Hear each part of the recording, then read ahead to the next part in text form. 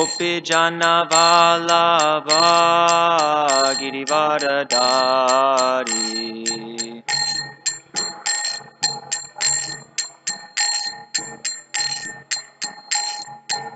Yashoda Nandana Vrajajana Ranjana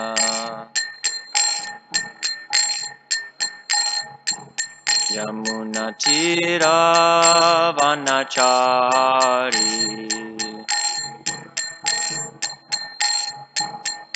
Hare Krishna Krishna Krishna Hare Hare Hare Rama Rama Rama Hare Hare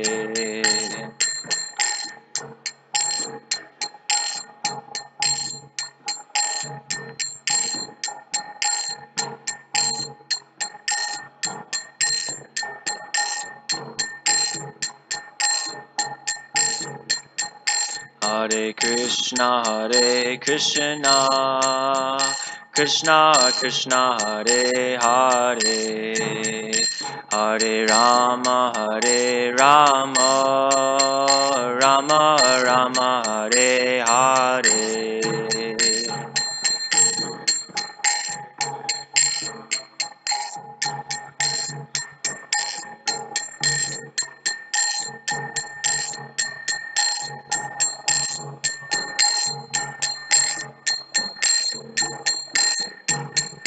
Hare Krishna Krishna Krishna Hare Hare Hare Rama Rama Rama Hare Hare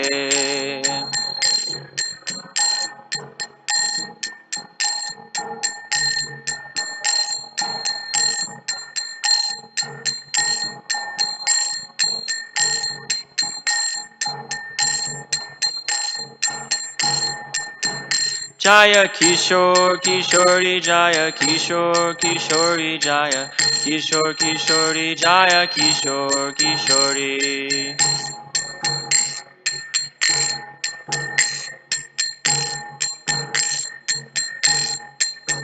Prabhupada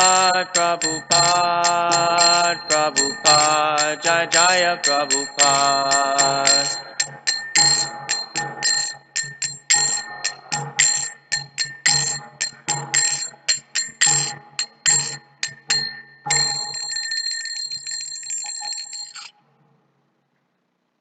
Jai Om Vishnupad Paramahamsa Parivajagacharya Stotra Slota Shri Srimad His Divine Grace A.C. Bhaktivedanta Swami Srila Prabhupada Ki Jai Samaveda Bhaktivinoda Ki Jai All glories to the assembled devotees. All glories to the assembled devotees. All glories to the assembled devotees. All glories to Sri Sri Guru and Sri Gauranga.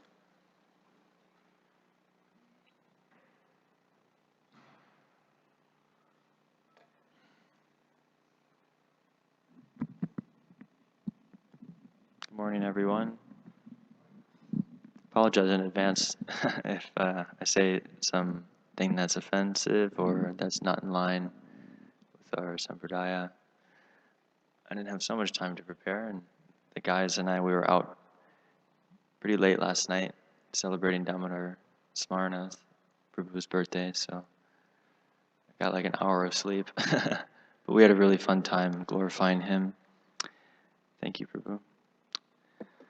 Om Namo Bhagavate Vasudevaya. Om Namo Bhagavate Vasudevaya. Om Namo Bhagavate Vasudevaya.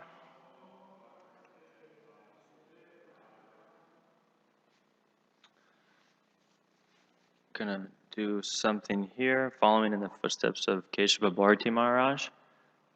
Before reciting the Srimad Bhagavatam, there's a stanza of prayers that Srila Sanatana Goswami composed, which is the disciple of Mahaprabhu, and Lord Chaitanya gave he taught Sanatana Goswami the most out of all the 6 Goswamis. So this is called Srimad Bhagavatam Mahima Stotram, and it goes like this. Just listen, these are just prayers glorifying the Bhagavatam. Sarva Shastra Diviyusha Sarva Vedaika Satpala Sarva Siddhanta Ratnadya Sarva Lokaika Jigpada. O nectar from the ocean of all the scriptures, singular fruit of all the Vedas, rich mine of the precious gems of all conclusive truths, you are the only giver of sight to all the worlds. Sarva Bhagavata Prana, Srimad Bhagavatat Prabhu, Kalidwandodita Ditya, Sri Krishna Parivartita. O life air of all the Supreme Lord's devotees, O Master, Srimad Bhagavatam, you are the sun risen in the darkness of Kali. You are the exact image of Sri Krishna. Paramananda Pataya, Prema Varkshaksharayate, Sarvada Sarvasevyaya, Sri Krishnaya Namostume. I bow down to you who are supremely blissful to read. Your every syllable pours down a flood of prema. You can always be served by everyone. You are Sri Krishna himself. Madeka Bando Mad Sangin, Mad Guru Man Mahadanan, Man Nistaraka Mad Bhaya, Madananda Namostute. My only friend, my constant companion, my spiritual master, my great wealth, my savior, my good fortune, my source of ecstasy, I bow down to you. Asadu, sadutadayin, atini chotakakara, hanamun chakadachinmam, premna hrit kantayospura. O bestower of saintliness to the unsaintly, O exalter of the most fallen, please never leave me, always appear in my heart and voice with pure love. So today we are reading from Srimad Bhagavatam, 10th Canto, Chapter 21, Text 3 to 5. This chapter is entitled "The Gopis Glorify the Song of Krishna's Flute." Quite a long verse this morning. I don't know the proper meter. Is it the Brahma Samhita meter? I couldn't figure this one out. It's the Brahma Samhita meter. Okay, we'll chant responsibly. Barhipatam Natava Barhapidam Natavadapa Pukanayo Karnikam. Let's see. I don't really know how this one goes.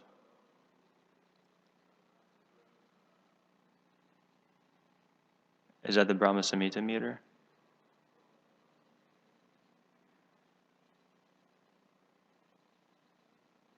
Master Prabhu, do you know this one?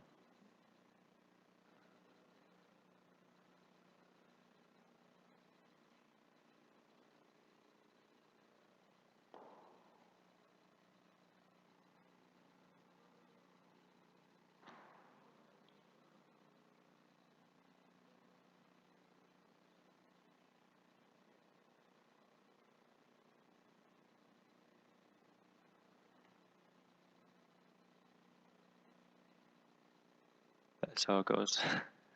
Cool. Is that from Hari Prasad Prabhu? I don't know those meters so well. Anyways, I'll just try my best. Paripitam natavara vapu kardanayo karnika karam.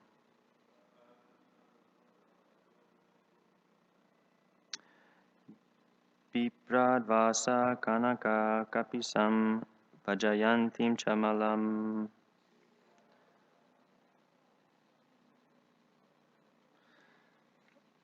Randharan venur adhara sudhaya purayan gopa vrindar.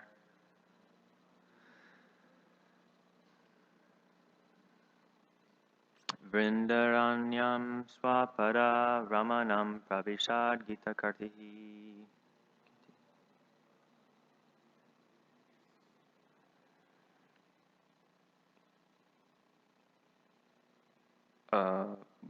Please chant. I don't want to go through it 3 times. I don't know it so well. I'm sorry.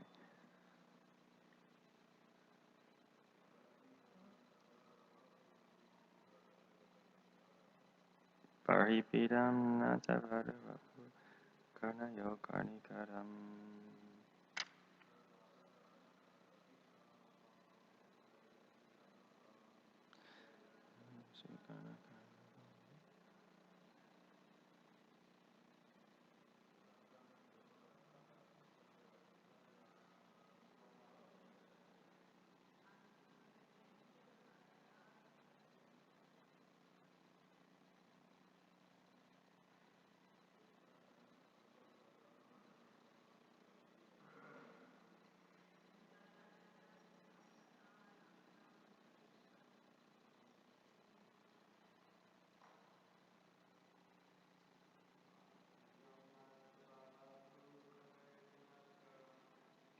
Paripidam Natavadavapu Karnayo Karnikaram.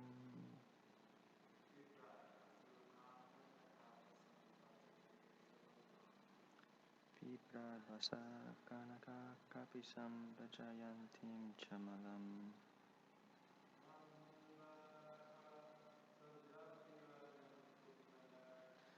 Vandara Venor Atara Sutaya Puran Gopavina.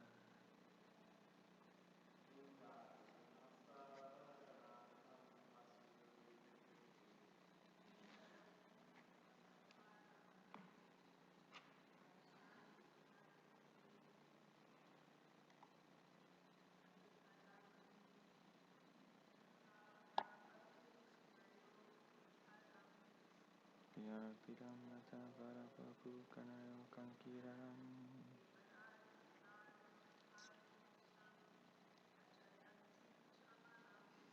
Viprad Vasakanaka Kapisam Vijayantim Chamalam.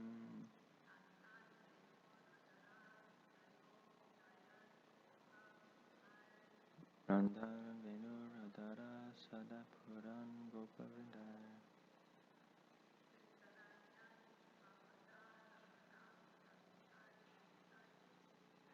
Vrindayanam Sapara Ramanan Pavishan Hitakirtihi. Anybody else? Bhakta Josh was here, he would know this meter. Our Sanskrit expert. Okay, so I'm gonna just read text 3 through 5. Text 3, translation. When the young ladies in the cowherd village of Vraja heard the song of Krishna's flute, which arouses the influence of Cupid, some of them privately began describing Krishna's qualities to their intimate friends. Text 4, translation. The cowherd girls began to speak about Krishna, but when they remembered his activities, O king, the power of Cupid disturbed their minds, and thus they could not speak. Text 5, translation. Wearing a peacock feather ornament upon his head, blue karnikara flowers on his ears, a yellow garment as brilliant as gold, and the Vaijayanti garland, Lord Krishna exhibited his transcendental form as the greatest of dancers as he entered the forest of Vrindavan, beautifying it with the marks of his footprints. He filled the holes of his flute with the nectar of his lips, and the cowherd boys sang his glories. Purport by the servants of Srila Prabhupada. The gopis remembered all the transcendental qualities of Krishna mentioned in this verse. Krishna's artful way of dressing and the beautiful blue flowers placed over his ears excited the gopis' romantic desires. And as he poured the nectar of his lips into his flute, they simply lost themselves in ecstatic love for him. Om Jnana Timirandasya Gyananjana Shalakaya Chakshurun Militam Yena Tasmai Shri Gurave Namaha Shri Chaitanya Manobhisham Stapitam Yena Bhutale Swayam Rupa Kadamayam Dadati Swapadantikam. He Krishna Karuna Sindhu Dinabandhu Jagatpate Gopisha Gopika Kanta Kanta Namostite Tapta Kanchana Gaurangi Radhe Vrindavaneshwari Vrishabhanusiti Devi Pranamami Hari Priya. Jaya Shri Krishna Chaitanya Prabhu Nityananda Shri Advaita Gadadhar Srivasadi Gaura Bhaktivinoda Hare Krishna Hare Krishna Krishna Krishna Hare Hare Hare Ram Ram Ram Hare Hare. So we've begun a new chapter in our Srimad Bhagavatam class, and to prepare for this section I read briefly the chapter in Krishna book, which is really an amazing chapter. His Holiness Keshav Bharati Maharaj and Vaisheshika Prabhu, every year they go to India for some time, and just recently they read the whole Krishna book within the matter of a few weeks, I think. And Vaisheshika Prabhu was sharing that he said, where has this book been my whole life? It was so nice just to sit together with the devotees and read, Krishna book for hours.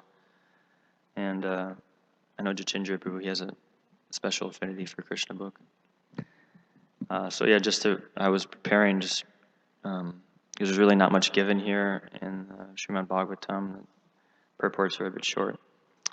But anyways, in this class I wanted to discuss 3 topics. The first topic is the word vapu, which appears on the first line in the text. A lot of us, I'm sure, as advanced devotees in this assembly, we all know about Vani and Vapu. Does anyone know what the word Vani means? Instructions, right? Anyone remember what Vapu means? Right. So, of the two, the instructions, of course, is more important, and that is stressed again and again in all of Prabhupada's teachings. I was doing some searching and I just randomly found this book over at our preaching center. There's a big bookshelf and this was just laying there. And I said, wow, this is such a tiny book. There's Prabhupada on the front. It's called Vrindavan Bhajan. And simply it's just these different poems that Prabhupada wrote. But in the beginning, Prabhupada gives a brief description of his life. And really he's glorifying his Guru Maharaj, Bhaktisiddhanta Saraswati Thakur. And this book is just so nice. I just like the size of it. I've always wanted to carry around a little booklet like this. But Prabhupada, in the very beginning, there's this statement about how Vani is really the one thing that can allow the disciple to carry out the instructions of the spiritual master. And I was doing some more research, and there is a offering that Srila Prabhupada wrote to his guru.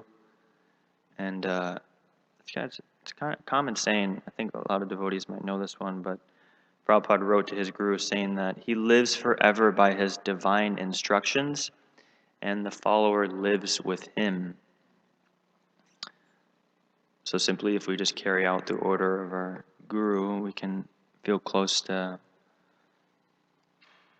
them. And just recently, I was visiting my family, and I brought the Hare Krishna film. We could watch that together. And I was with my grandmother and grandfather, and we were sitting watching the film, which was really nice. They were appreciating that.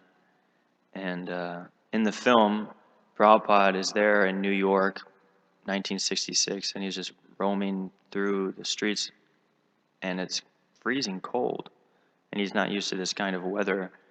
And Prabhupada was explaining, there's a really nice recording of his voice, and he said he came just like a vagabond. He really didn't have anything. And it's just so beautiful to meditate upon like Prabhupada's faith in his guru's orders and how that was this wholly and solely, that was all he really had. But that's all one really, that's the only thing one needs to possess in order to fulfill the mission of Lord Chaitanya. So, yeah, Vapu, that's just service to the physical body, which can be equally important. Service to the spiritual master, no doubt, is necessary, but following their instructions can give one divine empowerment. And just to emphasize this point, Vani and Vapu, Srila Prabhupada quoted a text from the Bhagavad Gita, the 4th chapter, 2nd text. Does anyone know that one offhand? Just some shloka studies, or 4th chapter, 2nd text. Quite famous. Evam.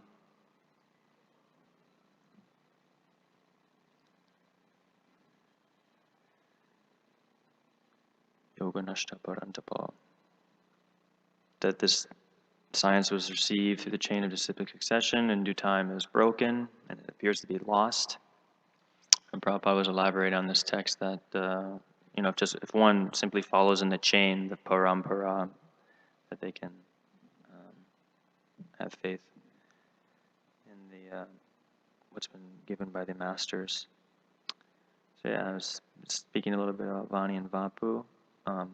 The next subject I wanted to speak a little bit on is the gopis, which this whole chapter is glorifying them. And we don't really hear so much about them. I myself am somewhat of a neophyte when it comes to Srila Prabhupada's books. I haven't made it all the way through the Srimad Bhagavatam yet, so I'm essentially unqualified to even speak on this book. But my authorities have suggested that I do this service, so I humbly take up the opportunity to speak. But the gopis, I'm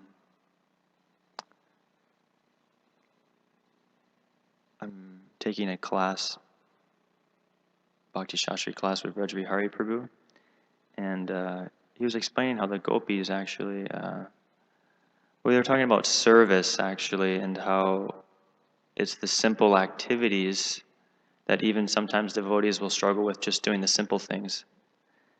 There's a Mataji, she was somewhat senior, but she was explaining how, even still 20, 30 years later, she says that, even the simple things I struggle with. And Vrajvihari Prabhu was counseling her, saying that you should not worry, because the gopis, the residents of Vrindavan, they're just doing simple activities for Krishna, like picking flowers or churning butter. Very simple life. And I can just somewhat relate and appreciate that, like the village lifestyle, where things are very simple, and all of their activities are meant just to glorify Krishna. And speaking about picking flowers, which the devotees here so nicely do every day, the garlands they make are so beautiful. In today's text, there's a word on the board,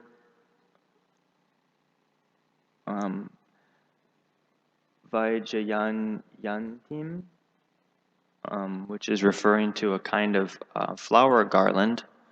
In today's translation, it says that Vaijayanti garland.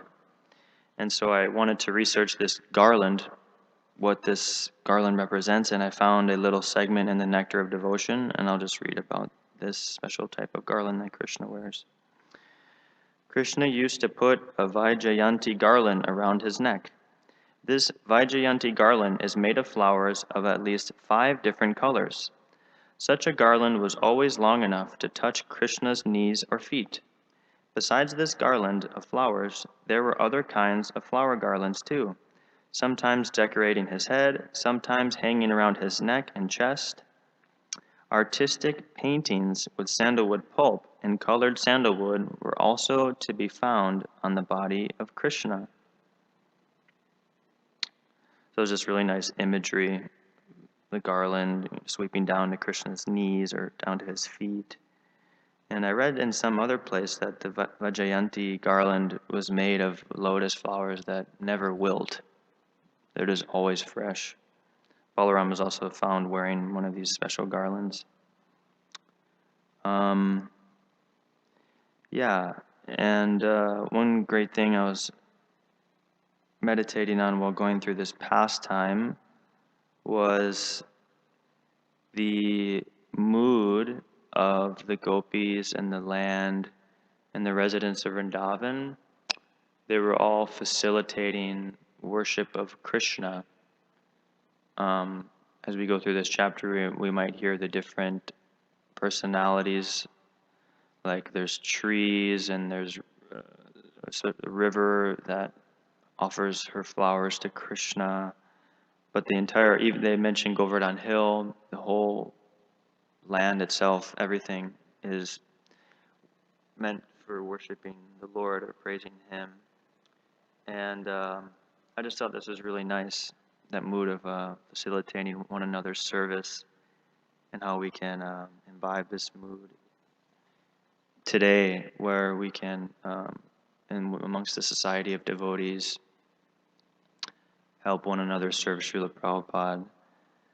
And yeah, I just feel satisfaction in doing so. So just a little bit about the gopis.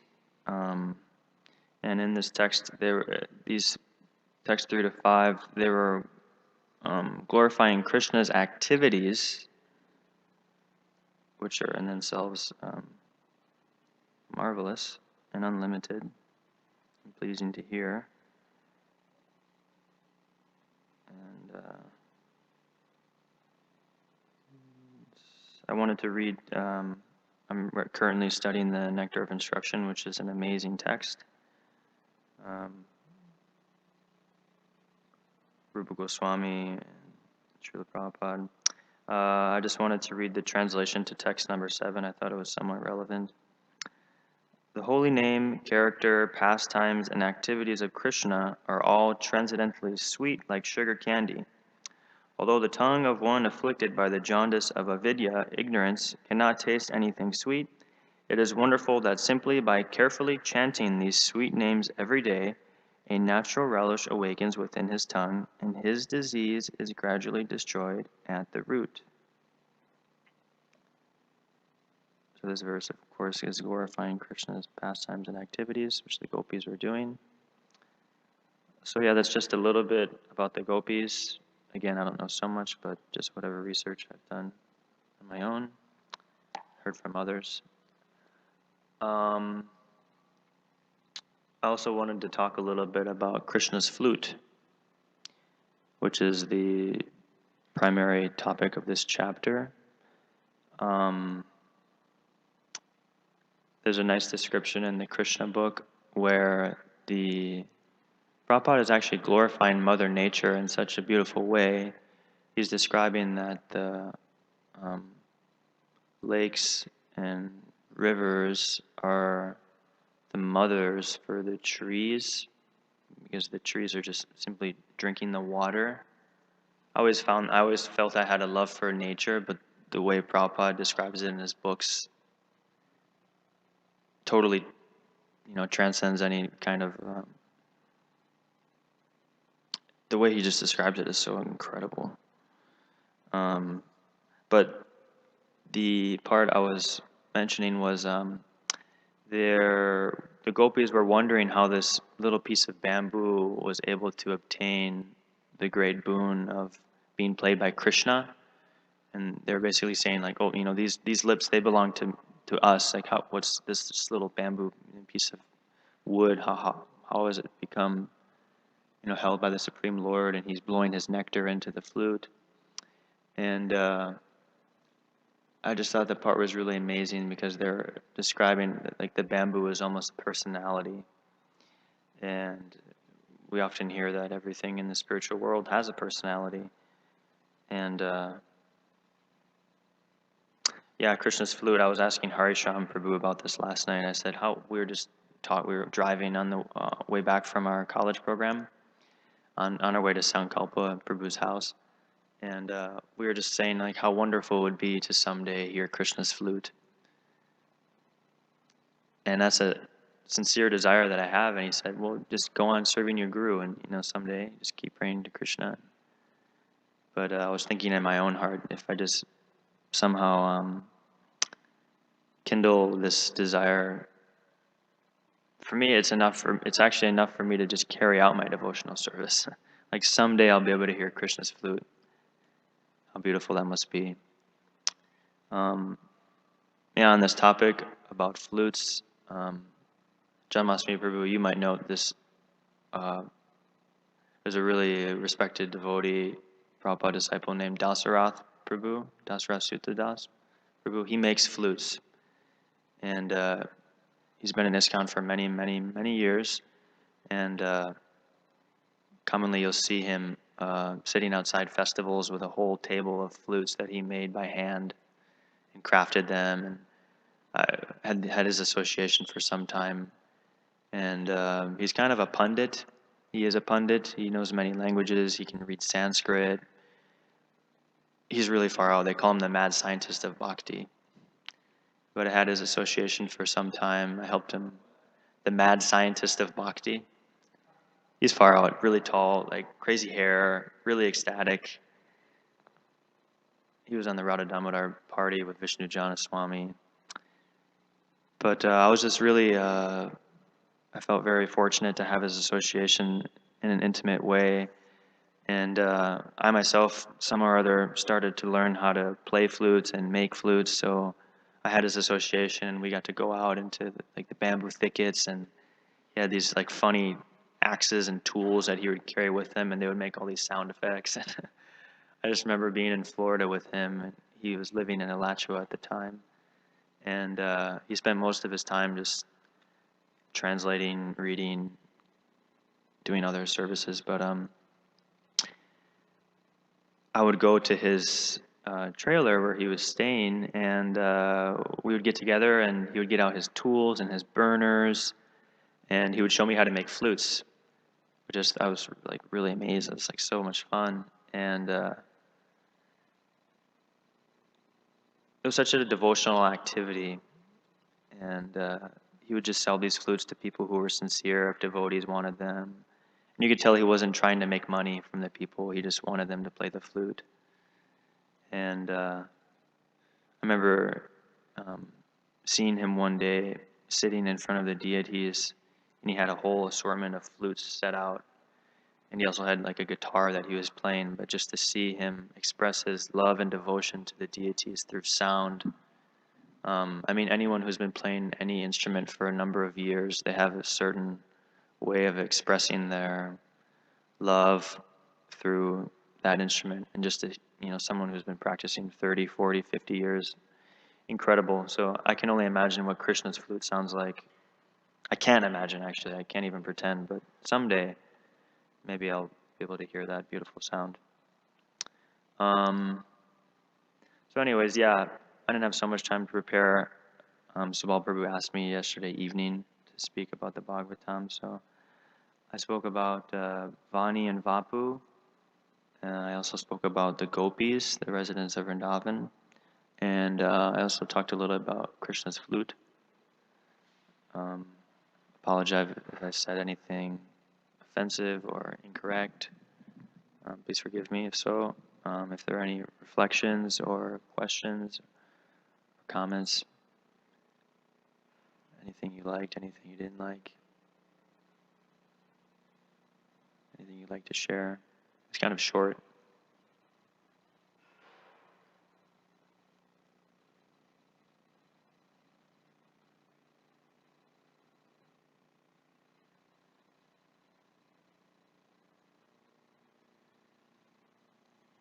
Mataji?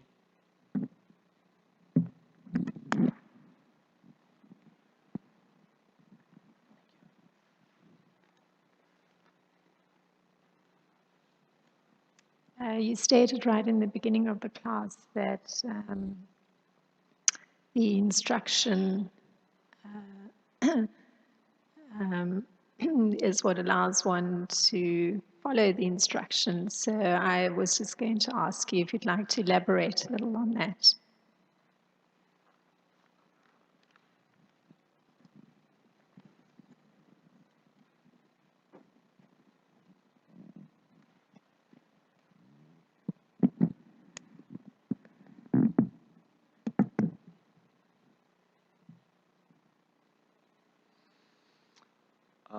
I can only speak from my limited experience. I'm just now approaching a guru and developing a relationship with him. Vaisheshika Prabhu. but I've often heard that the empowerment is within the instruction itself. So if we just somehow or other meditate on the instruction, seemingly enough for me personally, I like going out on Sankirtan and meeting people and distributing books. And to me itself, that's where the test will come to one's sincerity and one's knowledge of the scriptures. So that's a simple instruction that we've been given to study and to sell Srila Prabhupada's books. And that itself is an instruction, and if we follow the instruction in a sincere way, then we can receive the mercy of the Guru, and by receiving the mercy of the Guru, one can basically have complete fulfillment.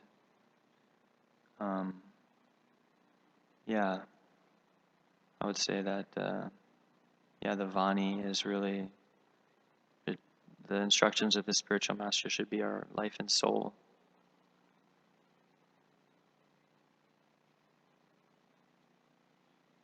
I think it said somewhere in the first canto of the Srimad Bhagavatam that the secret to success is basically carrying out the orders of the Guru or the spiritual master. It's the secret to success.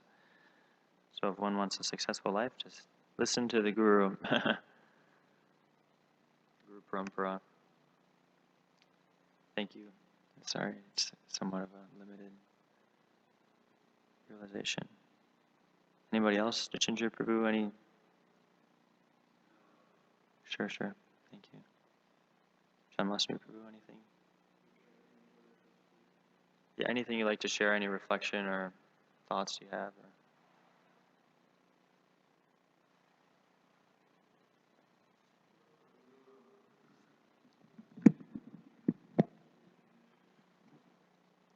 Usually we have two mics.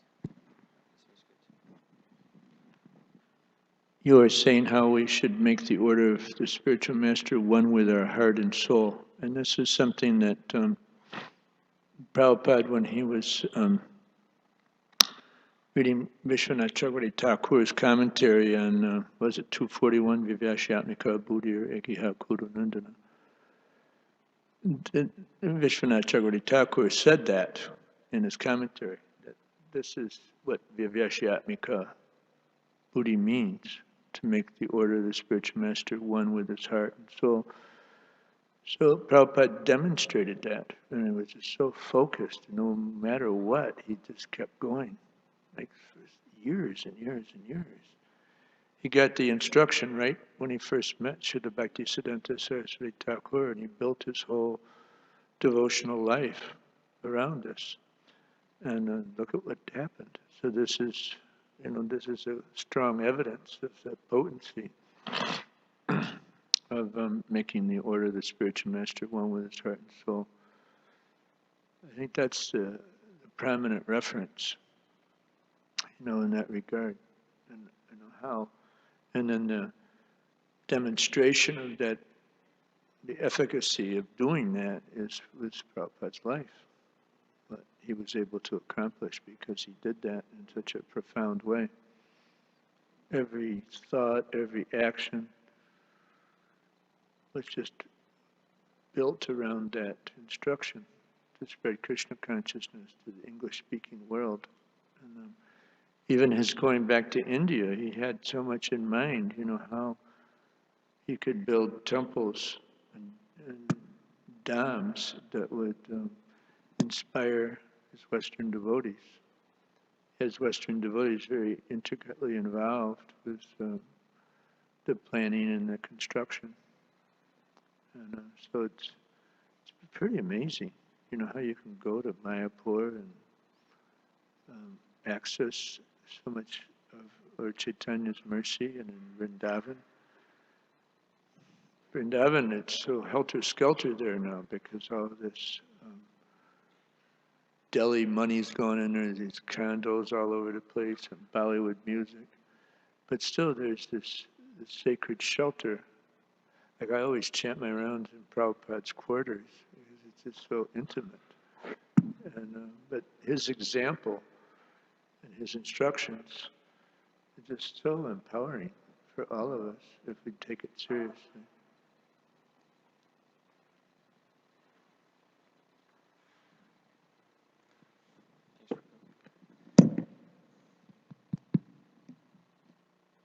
I'm Kirtan, Prabhu. I guess I just wanted to, I was also thinking too, that, many people would glorify Prabhupada, like you've done so many wonderful things, and you've started so many temples, and initiated so many disciples. And Prabhupada said, if I've taken any credit, is that I've strictly followed the orders of my spiritual master. So Prabhupada showed this in his own life, as Janmasmi was saying so nicely, that, Prabhupada had met his first encounter with a spiritual master. The spiritual master said, you're a very intelligent young man and you should spread these teachings of Lord Chaitanya. And just from that one meeting, he took that so sincerely within his heart. And even at the age of, 69, 70 years old, starting a worldwide mission that no other Vaishnava had ever done before, and spread the glories of Lord Chaitanya and Krishna all over the world is, quite an amazing thing. And he still continues to do so. It's interesting that, Prabhupada was just saying that I just followed the orders of my spiritual master, and then all the success was there. So so I think that was a good point that you were talking about talking about the orders of the spiritual master. It's a very relevant point that for many of us too, if we just try to follow the instructions of Prabhupada and our spiritual master, then all success can actually be there. So. Thank you. Again and again, I'll just keep hearing Srila Prabhupada's story, and I'll just experience like great love. It's just so amazing, really. The whole story, it's just so amazing. I was thinking about one thing when Janmasmi Prabhu was speaking. Gurudas Prabhu, a senior devotee, disciple of Srila Prabhupada. I was reading one of his books, and I think the book is called By His Example, and it's a lot of his intimate exchanges with Prabhupada in the early days. Such an amazing book. He had so much association with Prabhupada. He was riding with Srila Prabhupada in a car entering into Vrindavan for the very first time, and he felt this like overwhelming sense of like perfection. He was like, wow, I'm going to Vrindavan, the land of Krishna. I'm going there with my spiritual master, Srila Prabhupada. And he was anticipating Srila Prabhupada to say something. And he was like, oh, he'll say something very esoteric, some shloka, something. And they're just riding along in the car, entering Vrindavan. And Prabhupada doesn't speak for some time. And he just utters one word. Prabhupada says cement or concrete. And he thought he was going to talk about the gopis or something from the Brahma Samhita or something, but he was explaining Srila Prabhupada's practical mood of just making sure the devotees had places to stay. He was meditating on concrete. And Gurudas Prabhu described Srila Prabhupada's voice as being like gravel coated with honey. I just thought that was really cool. I've always loved hearing Srila Prabhupada's voice, gravel coated with honey. Anyways, thank you for attending, and thank you for your reflections. Srimad Bhagavatam ki jai, Srila Prabhupada ki jai. Hare Krishna. Vancha kalpa tarubhascha, kripa sindhu vacha, pitanam bhavani vaishnava.